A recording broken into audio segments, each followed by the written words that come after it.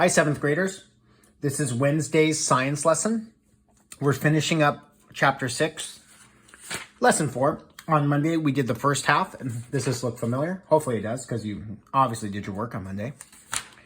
So today, we're just going to go over these 2 pages, and hopefully this will help you.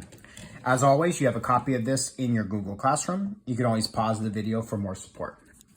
One of the questions is going to ask you what that yellow word, systematics, means. Basically, it's people who study how to group or classify. It's the modern study and classification. It's called systematics.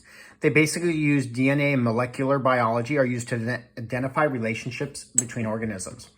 So if this is something that sort of interests you, we need more scientists in the world, by the way. If you're interested in studying living things and wondering, what they're made of or their DNA, that's the things that you can't even see.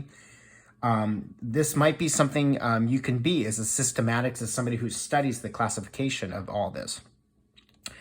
Now, also on this side here, how are classifications, let me zoom in, of organisms and evolutions related? So classification is based on the idea of the common ancestors from the theory of natural selection. Aristotle, we talked about him on Monday, developed the first classification system. Remember, it needed a refresh and update. And Linnaeus, the guy from Sweden, used similar physical structures to place organisms into groups and develop their species naming system. The first word of a species name identifies the genus of the species. Molecular systematics is part of the classification process now. The new hierarchy of classification is domain, kingdom, phylum, class, order, family, genus, and species. Yay, lessons. Classification is very useful for understanding and communicating evolutionary relationships.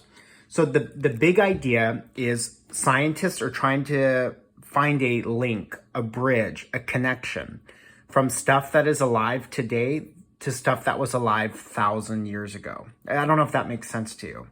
So what they do is they use systematics. Also, I'm not going to read this to you, but in this section, it talks about how they use DNA sequence for organisms and this weird word hybridization.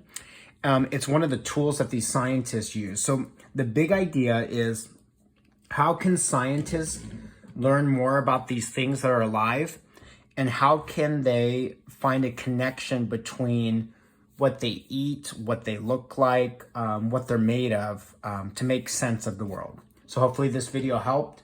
There's also a couple YouTube videos in your Google Classroom that speaks more on this, and we'll see you next time.